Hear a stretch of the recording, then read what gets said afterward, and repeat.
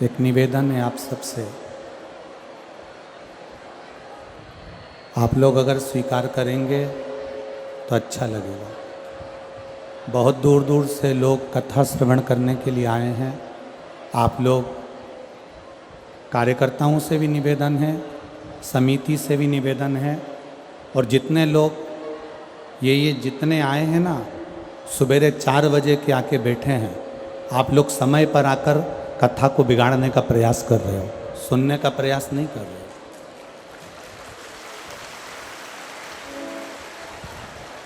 निवेदन है कार्यकर्ताओं से भी, और जितने यहाँ श्रोता भाई बहन जो आगे आ रहे हैं, आप सारे गेट बंद कर दीजिए इधर के। मेरा पुलिस प्रशासन से निवेदन है, इधर के गेट बंद कर दीजिए, आप कोई भी नहीं आए। और जितने यहाँ पर बैठे हुए हैं, कृपया आपसे निवेदन है, बहुत दूर दूर से भक्त कथा सुनने के लिए आए हैं, केवल कथा के लिए आए हैं, और हजारों रुपए खर्च कर कर यहाँ पहुँचे हैं। इसलिए जो लेट आ रहे हैं, अभी की अभी टाइम पर आ रहे हैं और चिल्ला चोट कर कर बैठ रहे हैं, उनसे निवेदन है, आपसे करवद्ध हाथ जोड़ निवेदन है कि मौन होकर कथा का रसतत्व ग्रहण करिए।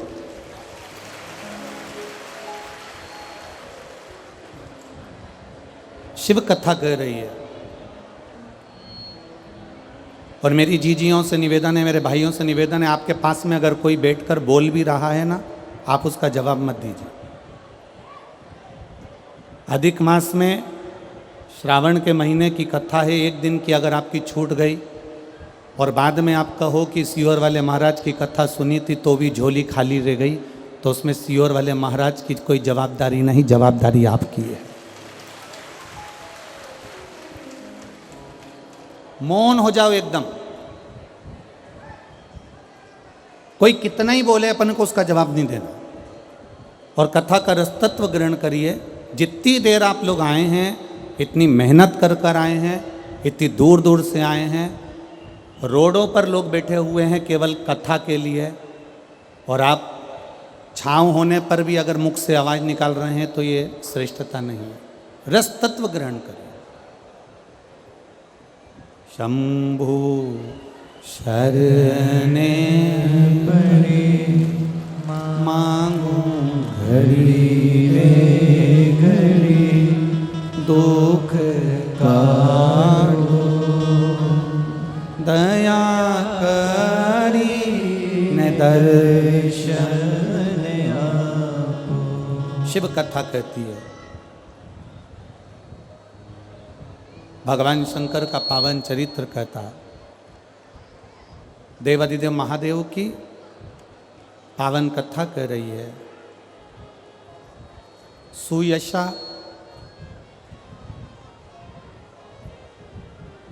जो भगवान शिव को अपना बनाने के लिए बहुत तप कर रही है, बहुत साधना कर रही है।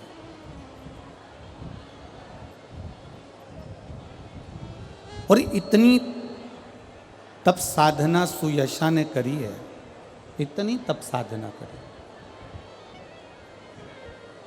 इधर वाले से तो ठीक है। देवादिदेव महादेव स्वयं सुयशा के सामने प्रकट नहीं हुए।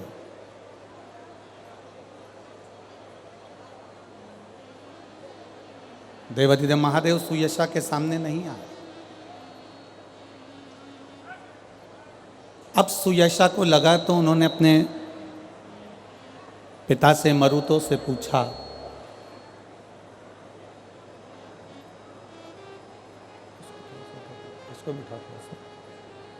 अपने पिता मरुतो से पूछा, मान लो अगर मुझे शिव नहीं मिल रहे, मुझे भगवान देवादिदेव महादेव प्राप्त नहीं हो रहा, तो फिर मैं करूं तो करूं क्या?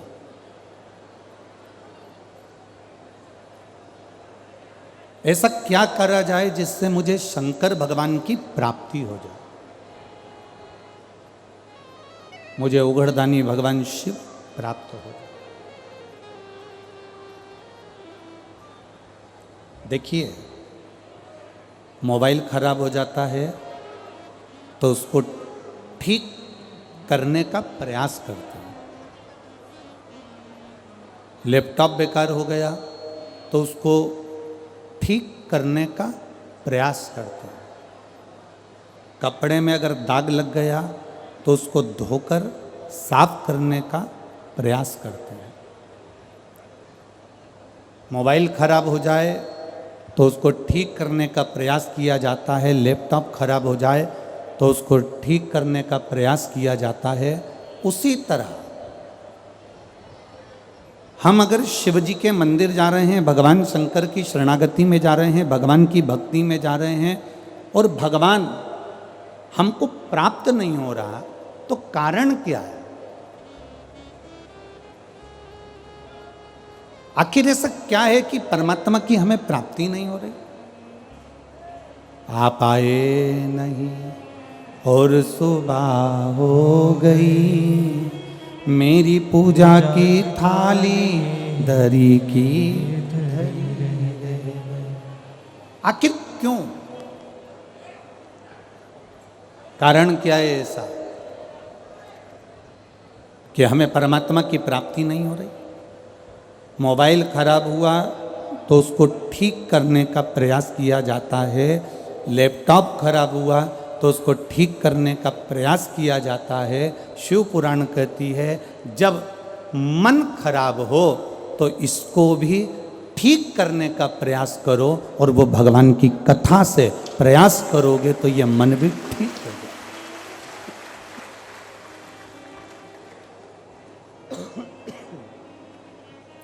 ये मन भी श्रेष्ठ हो जाएगा। थोड़ा डीले कम करो बाबा। हम अगर प्रयास करेंगे तो भगवत पद की प्राप्ति जरूर हो।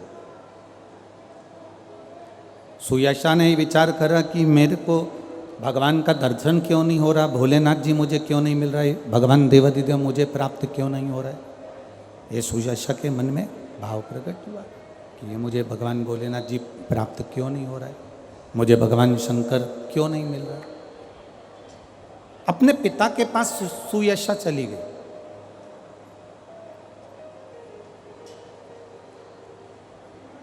बहुत बड़े संशय में जब हम उलझते हैं, बहुत बड़े संशय में जब हम उलझें तो एक बात का स्मरण रखिएगा, या तो अपने बुजुर्ग माता पिता की शरणागति में जाइएगा या अपने किसी सद्गुरु सरकार की शरणागति में जाकर अपने मन की बात को कहने का प्रयास करिए।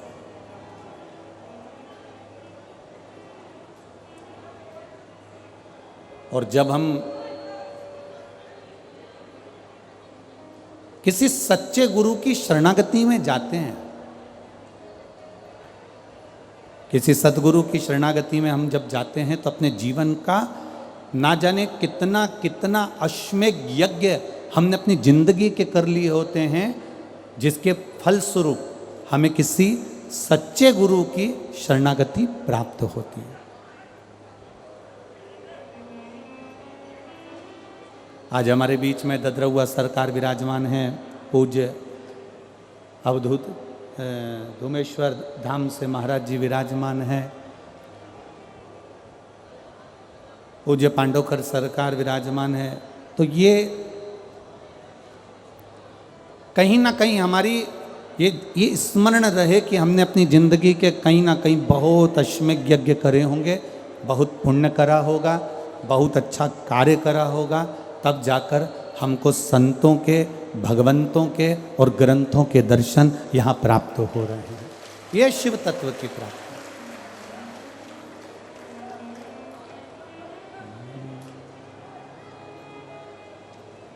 शिव कथा कह रही है, भगवान शंकर का संवाद कर रहा है। सुयशा ने मरुतों से पूछा,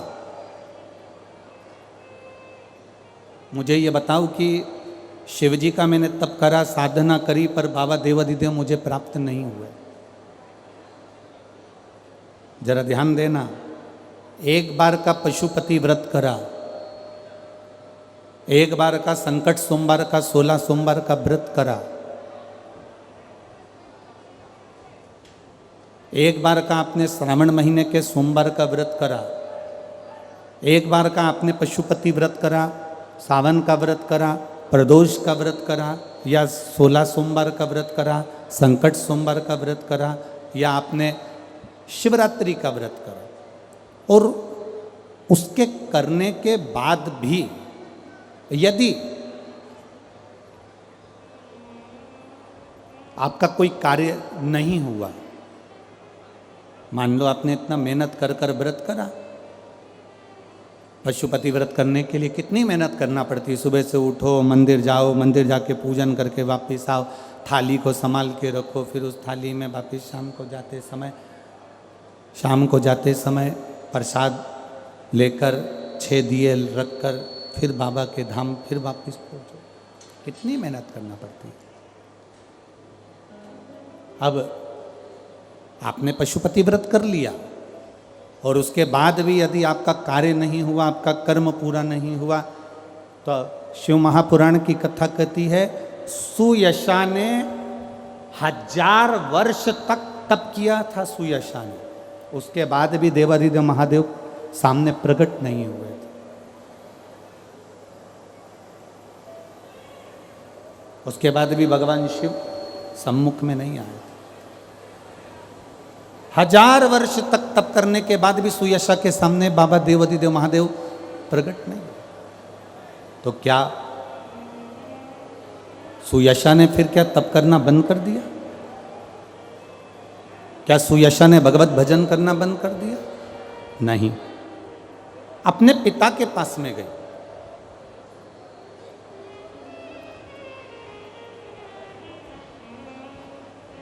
मां के बराबर कोई करुणा करने वाला नहीं होता, पिता के बराबर कोई मार्ग बताने वाला नहीं होता, और सदगुरु के बराबर कोई भाव सागर पार लगाने वाला नहीं होता।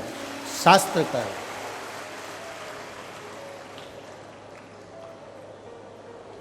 यह हमारा शास्त्र वर्णन कर रहा है।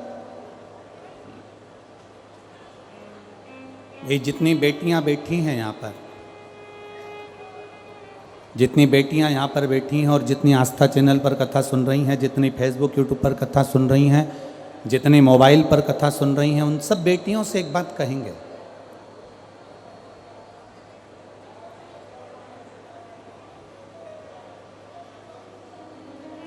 वो द्वापर का युग था जिसमें भगवान कृष्ण द्रौपदी का चीर बढ़ाने के लिए आ गए थे।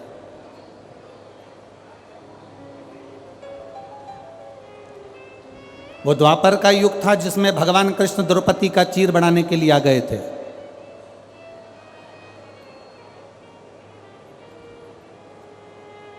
वो त्रेता का युग था जो मेरे सीताराम सरकार माता जानकी को लेने के लिए लंका पहुंचे थे। पर अभी चल रहा है कलयुग।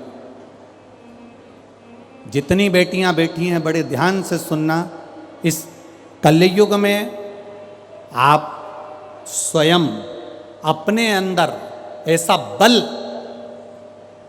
बल उत्पन्न करो कि आपको किसी को बुलाने की जरूरत नहीं पड़े, आप स्वयं टूटमान होकर आगे बढ़ सकें।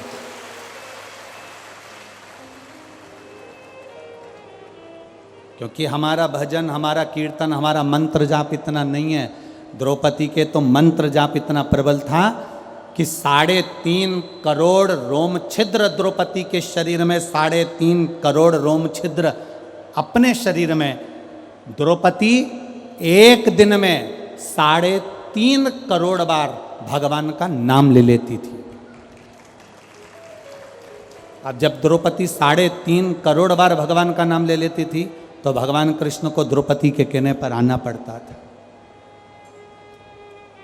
मां जानकी 3.5 करोड़ बार भगवान राम का स्मरण कर लेती थी तो राम जी को आना पड़ता था।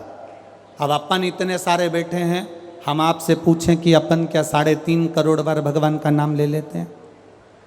अपन क्या 3.5 करोड़ बार भगवान का नाम का उच्चारण कर लेते हैं? नहीं कर पाते।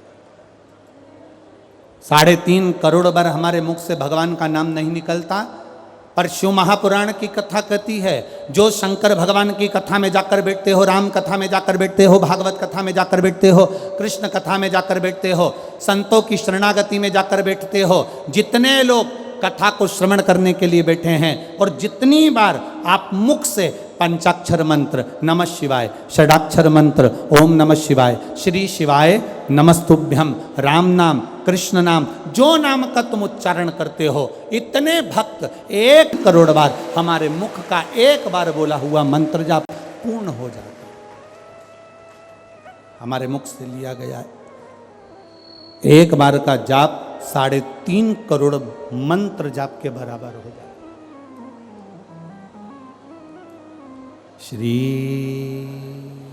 शिवाय नमस्तुभ्यं, श्री